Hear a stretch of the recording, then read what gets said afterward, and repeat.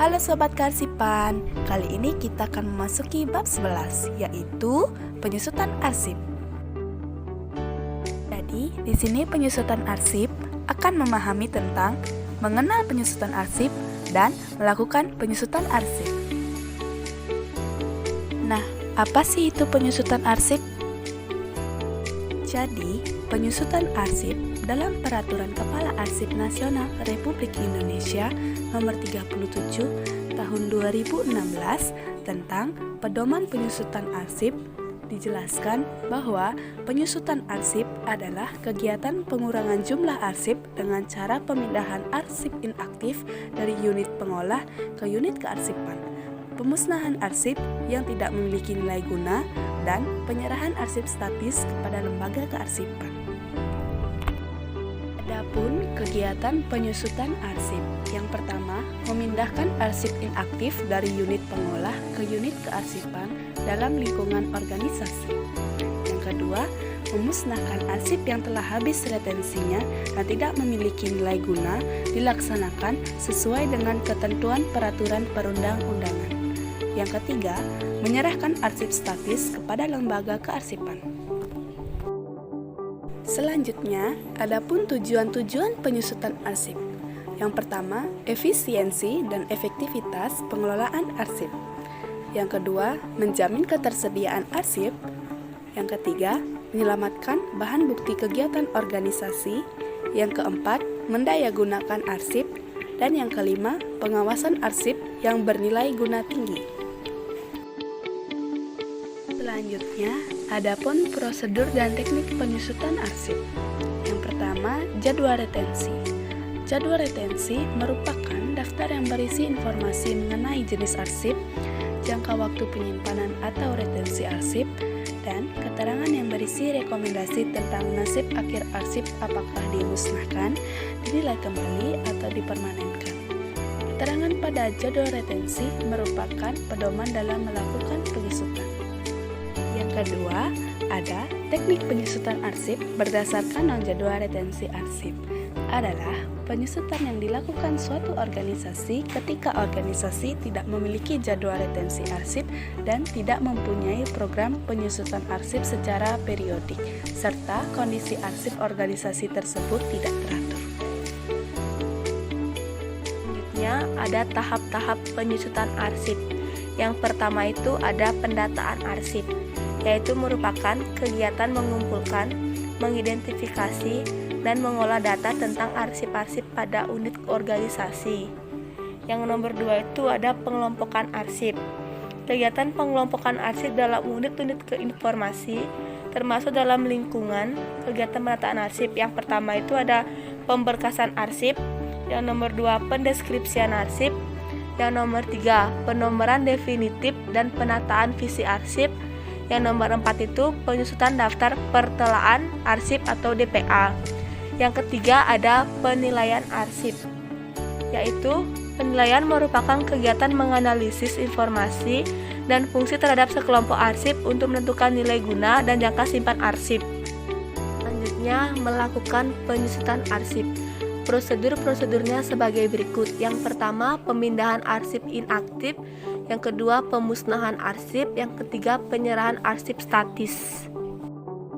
Yang pertama ada pemindahan arsip inaktif, merupakan kegiatan memindahkan arsip-arsip inaktif dari unit-unit kerja pengolah ke pusat arsip. Prosedur pemindahan arsip inaktif dapat dilakukan dengan tahap-tahap berikut. Yang pertama, menyeleksi arsip inaktif. Tahap penyeleksian arsip inaktif dilakukan untuk menyeleksi arsip dengan cara melihat jadwal retensi arsip pada kolom retensi aktif. Yang nomor 2 ada penataan arsip. Penataan arsip merupakan kegiatan menata dan mengelola arsip sesuai dengan ketentuan teknis. Penataan arsip inaktif didasari pada asas asal-usul dan asas aturan asli. Yang kedua itu ada pemusnahan arsip. Pemusnahan arsip adalah kegiatan menghancurkan visi arsip dengan teknik tertentu sehingga visi dan informasinya tidak dapat dikenakan lagi. Prosedur pemusnahan arsip yakni sebagai berikut. Yang pertama itu ada pembentukan panitia. Panitia bertugas untuk melakukan penilaian arsip yang akan dimusnahkan. Yang kedua ada penyeleksian arsip. Panitia penilaian arsip melakukan seleksi dengan melihat pada kolom retensi inaktif dan kolom keterangan dinyatakan musnah pada jadwal retensi arsip. Yang nomor 3 ada pembuatan daftar arsip usul musnah. Setelah arsip diseleksi, arsip yang diusul musnah selanjutnya dibuatkan daftarnya. Yang nomor 4 itu ada penilaian arsip. Penilaian arsip usul musnah dilakukan panitia penilaian dengan memverifikasi visi arsip secara langsung. Yang nomor 5 ada permohonan persetujuan atau pertimbangan. Pertimbangan yang dibuat panitia penilaian arsip harus disetujui untuk selanjutnya dapat dilakukan pelaksanaan pemusnahan. Yang keenam, ada penetapan arsip yang dimusnahkan.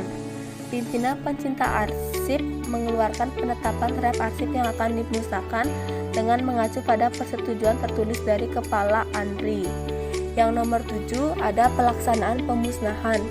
Pelaksanaan pemusnahan arsip dilakukan dengan membuat berita acara pemusnahan beserta daftar arsip usul musnah yang dibuat rangkap 2. Yang nomor 3 ada penyerahan arsip statis. Penyerahan arsip statis merupakan penyerahan arsip yang bernilai guna permanen yang telah lewat masa simpannya dan dinyatakan tidak operasional di unit penciptanya. Prosedur penyerahan arsip statis sebagai berikut. Yang pertama, penyeleksian dan pembuatan daftar arsip usul serah.